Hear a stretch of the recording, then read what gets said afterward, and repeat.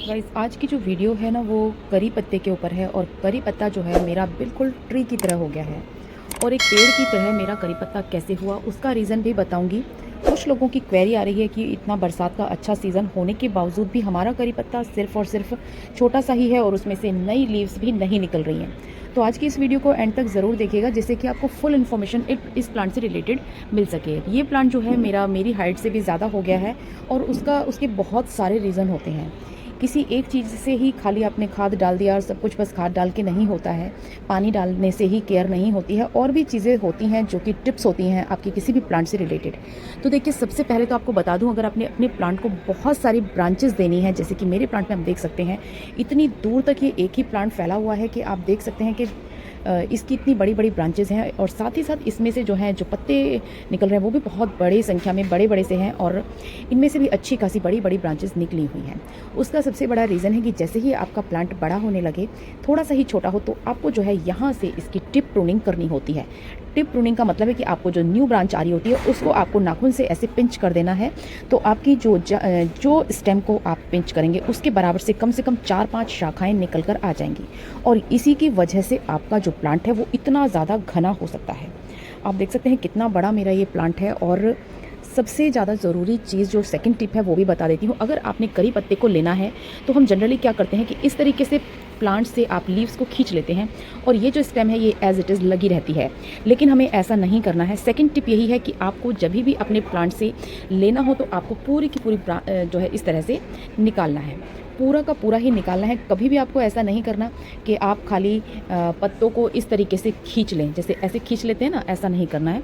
आपको इसको यहाँ से कट करना है, सीधे यहाँ से। अगर आप यहाँ से कट करेंगे तो ऊपर से और नई जो लीव्स हैं और ज़्यादा निकल कर आएंगी। लीव्स की जो ये स्टेम्स हैं ये और ज़्यादा बढ़ेंगी। और दूसरी बात ये है कि आपको कभी भी लीव्स जो हैं वो ऊपर की साइड से नहीं लेनी है, बल्कि जितनी भी लेनी है आपको स्टेम्स वो नीचे वाली ही लेनी है। सबसे ऊपर आपको बढ़ने का प्लांट को मौका पूरा देना है। जैसे कि मैं जब लीव्स लेती हूँ तो वो सबसे बड़े वाली और सबसे नीचे वाली कोशिश करती हूँ या फिर बीच से निकालती हूँ। कभी भी मैं ऊपर से अपने प्लांट को खाली नहीं करती। उसका रीज़न यही होता है कि ऊपर से अगर आप इसको कर देते हैं तो जो नई ब्रांचेज होती हैं उनको पनपने का मौका नहीं मिलता। तो ये है सेकंड टिप। तो आपको किस तरीके से लेना है ये आपको खास तौर से ध्यान रखना है। होता क्या है कि हम ऐसे खींच लेते हैं और ऊपर से ही ब्रांचेस की खींचे जाते हैं, बच्चों से निकलवा लेते हैं, लेकिन आपका प्लांट फिर वहीं धीरे धीरे खत्म हो जाएगा। जो ऊपर से नई ब्रांचेज आनी है उनको पनपने का मौका बिल्कुल भी नहीं मिलता है। दूसरा, जैसे अभी बरसात का मौसम है तो इसे बारिश में खुला छोड़ दें, क्योंकि बारिश के पानी में जो करी पत्ता है वो बहुत ही अच्छा पनपता है और फिर उसे सर्दियां आने पर जो है आपको बहुत ज़्यादा केयर करनी नहीं पड़ती है, क्योंकि इस टाइम पर आप उसे पूरी ताकत बारिश के पानी की, जो कि नाइट्रोजन से रिच होता है, उसकी पूरी मिल चुकी होती है।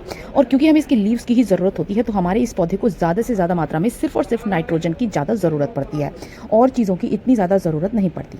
अब बात कर लेते हैं इसकी मिट्टी और खाद के बारे में।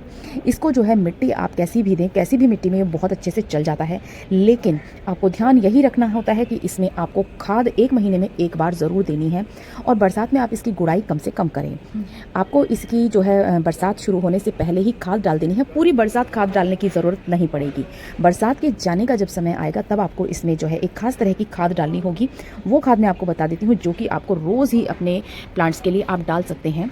जैसे ही बरसात जो है जाएगी या फिर बीच बीच में बहुत दिन तक जैसे बारिश नहीं होती है तो उस टाइम पर आपको खाद जो देनी है वो ये है कि आपको दाल चावल का जो भी आप पानी धोते हैं, दाल को या चावल को धोते हैं या छोले भिगोते हैं, राजमा भिगोते हैं, रात भर भीगा रहता है, बहुत न्यूट्रिएंट्स वाला पानी उनमें से कलेक्ट हो जाता है। उस पानी को आपको इसमें देना ही देना है। मेरा ये प्लांट जो है वो हमेशा इस पानी से ही भरा रहता है। जब भी कई दिन तक बारिश नहीं होती तो मैं वही वाला पानी इसमें देती जा रही हूँ। और जो भी मेरी ऐसी ब्रांच थी जिसकी मैंने टिप प्रूनिंग नहीं की थी, अब जैसे मेन स्टेम की तो टिप प्रूनिंग आपको शुरू में ही करनी होगी, लेकिन जब आपकी नई नई ब्रांचेस निकल जाए ना, उनकी भी आपको अलग से टिप प्रूनिंग करनी होती है। मतलब कि ऊपर से आपको थोड़ा सा पिंच कर देना होता है। तो ये टिप प्रूनिंग बहुत ही बढ़िया यूजफुल आइडिया होता है किसी भी प्लांट को बुशी बनाने के लिए, और यही ट्रिक जो है मैं अपने तुलसी के प्लांट में भी यूज़ करती हूँ। लेकिन यहाँ पर खाद की बात हो रही है तो खाद आप अपने घर की कोई भी खाद आपको अवेलेबल हो वही दे दीजिए। इसमें कुछ भी ऐसा नहीं है कि आपको स्पेशल कुछ खाद देनी है, लेकिन हाँ, चावल का पानी और चाय की पत्ती, 2 चीज़ें जो हैं आपके पौधे को बहुत ज़्यादा हरा भरा और आपकी जो लीव्स के कलर हैं वो भी बिल्कुल उभर कर आते हैं। ये वाले जो आइडियाज़ होते हैं ये आप अपनी जो है डेली यूज़ कर सकते हैं। अब जैसे ही सर्दियाँ बरसात जाएगी तो मैं डेली बेसिस पर जो है अपना दाल का पानी, चावल का पानी जो भी निकलेगा मैं इसमें ज़रूर से देती जाऊँगी। इवन बरसात में भी मैं ऐसा कर रही हूँ। अक्टूबर में आपको इसे बाहर ही रखना है, बिल्कुल इसे 3-4 घंटे की धूप मिल जाएगी तो बहुत ही अच्छा होता है। लेकिन होता क्या है कि जैसे ही ठंड स्टार्ट होती है तो हमारा पौधा जो है शौक में जाना शुरू हो जाता है, क्योंकि करी पत्ते को जो है अच्छी खासी धूप चाहिए होती है, खुलापन भी चाहिए होता है। लेकिन बरसात में जो जो आपका सर्दियों का जो मौसम आता है, सर्दी के मौसम में आपका करी पत्ता जो है वो अपनी रंगत भी खो देता है, और साथ में इसमें जो है अलग तरह के कीड़े, जैसे ही मौसम चेंज होगा तो आपको नज़र आएगा कि इसके पीछे या आगे की तरफ छोटे छोटे से कीड़े चिपके हुए मिलेंगे। उनका आपको ध्यान रखना है। बस आपको हफ्ते या 2 हफ्ते ऐसा करना है कि जो भी कीड़ा आपको चिपका हुआ नज़र आए, आपको उस पत्ती को ही अलग कर देना है। अदरवाइज़ वो आपकी सारी पत्ती पर लगते चले जाएंगे और यही कीड़ा आपके पूरे पौधे को ख़राब कर सकता है। और ये ज़्यादातर होता है मौसम के चेंज में। जैसे ही आपका पौधा एक बार ख़राब होना शुरू हो गया तो फिर वो जल्दी ही सूखना स्टार्ट हो जाता है। लेकिन आपको करना क्या है, सर्दी आने से पहले पहले आपको जो भी पत्तियां हैं उनको बैक साइड से और फ्रंट से आपको सिर्फ चेक करना है और कुछ नहीं करना है। और जहां आपको कीड़ा दिखे बस आपको उसको हटाकर अलग कर देना है। तो आपका पूरा का पूरा प्लांट जो है, इस टाइम पर अगर आप अपने प्लांट को हेल्दी बनाते हैं तो पूरी सर्दियों आपके पास से ये पौधा कभी भी जाता नहीं है। जैसे ही सर्दियां शुरू हों तो आपको इसमें गोबर की खाद जो है दे देनी है। गोबर की खाद जो है अच्छी खासी गर्म खाद के अंदर मानी जाती है। जितनी भी गर्म तरह की खाद होगी वो सारी की सारी हम इसमें देते जाएंगे पूरी सर्दियों। और पूरी सर्दियों मेरा पौधा जो है इतना हरा भरा तो नहीं होता, लेकिन इसकी लीव्स कहीं नहीं जाती हैं, पूरी की पूरी बनी रहती हैं। और सर्दियां जब ख़त्म होने को होंगी तो आपके पौधे पर काफ़ी कम लीव्स हो जाती हैं, लेकिन ऐसा नहीं होगा कि आपकी लीव्स हमेशा के लिए ख़त्म हो जाएं। तो आपको करना क्या है, इसकी हार्ड प्रूनिंग सर्दियां ख़त्म होने पर ही करनी होती हैं। सर्दियां जब बिल्कुल ख़त्म हो जाए ना, फरवरी के लास्ट वीक में आपको इसकी हार्ड प्रूनिंग करनी होती है। और इसकी जितनी भी लीव्स होती हैं उनको कलेक्ट करके रख लेते हैं, जिससे कि आप उनको हमेशा यूज़ कर पाएँ। जैसे कि मैं तो किसी भी एयर टाइट कंटेनर में इसकी लीव्स को कट करके रख लेती हूँ, एज इट इज़ यहाँ से ही रखती हूँ, खाली लीव्स नहीं निकालती कभी भी। ये आपको कभी नहीं करना है कि आपने पूरी की पूरी लीव्स को ऐसे खींच लिया, मतलब ये जो प्रैक्टिस है ये गलत होती है। आपको पूरी की पूरी स्टेम को ही इस तरीके से अलग कर देना है, तभी आपकी नई नई ब्रांचेस हमेशा आती रहेंगी और आपका प्लांट हमेशा ही बुशी बना रहेगा।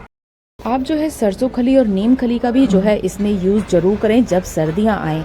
इस टाइम पर आपको किसी भी तरह की खाद स्पेशल नहीं देनी है, बस दाल और चावल का पानी आप इसमें डालते रहिए, छोलों का डालते रहिए, राजमा का डालते रहिए, जिस भी तरह की दालें आप भिगोएं सभी का पानी आप इसमें डालते रहिएगा। लेकिन सर्दियों में आपको इसमें बहुत तरह की खाद देनी होती है, लेकिन इकट्ठे किसी भी खाद को नहीं देना है। एक बार में सिर्फ 15 दिन में आपको या तो सरसों खली देनी है या फिर नीम खली देनी है, कुछ भी खाद देना है। कोशिश कीजिए कि आप इसमें नेचुरल खाद का ही यूज़ करें, क्योंकि इन पत्तों को आप कंज्यूम करते हैं, खाने में भी, अपने सर पे भी, बालों में भी लगाते हैं, मेहंदी में भी आप इनको डालते हैं। तो इस तरह की चीज़ों में आपको केमिकल फर्टिलाइज़र्स का यूज़ नहीं करना चाहिए। ये देखिए, मैंने अपने प्लांट में कभी भी केमिकल फर्टिलाइज़र का यूज़ नहीं किया, फिर भी मेरा जो प्लांट है वो इतना ज़्यादा बुशी और इतना ज़्यादा जो है हरा भरा है।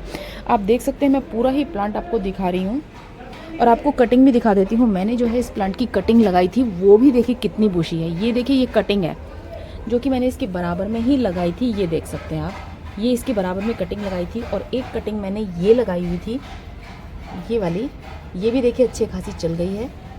और एक कटिंग है ये, तो मैंने 3 कटिंग इसके नीचे लगाई थी और तीनों की तीनों बहुत अच्छे तरीके से चल गई हैं। जो मदर प्लांट है वो ये वाला है, और इस मदर प्लांट में से ही देखिए कितनी सारी जो है ब्रांचेस निकल कर आई है।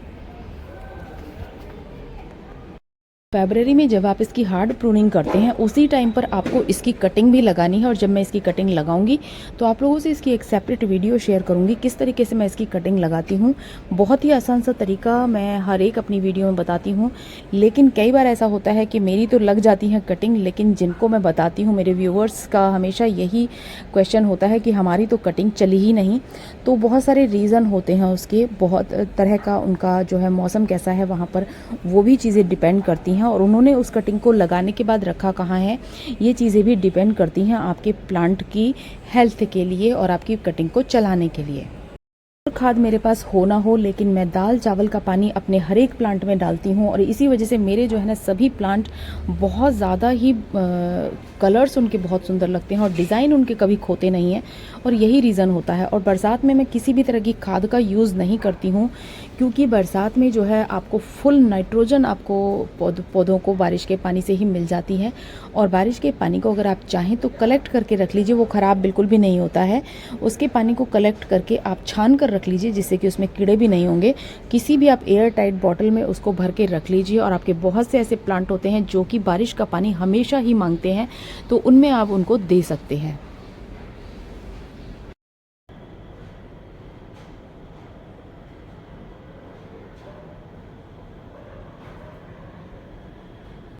वीडियो में इतना ही है। अगर आपको मेरी वीडियो अच्छी लगी है और ज़रा सी भी आपको यूज़फुल लगी है तो मेरी वीडियो को लाइक शेयर ज़रूर कीजिए। और अगर चैनल पर नए हैं तो चैनल को सब्सक्राइब ज़रूर कर लें, जिससे कि मेरी आगे आने वाली सभी वीडियोस की नोटिफिकेशन आप सभी के पास सबसे पहले पहुँचे। तो मिलते हैं किसी और इंटरेस्टिंग वीडियो के साथ, तब तक के लिए take care and bye bye. Happy gardening.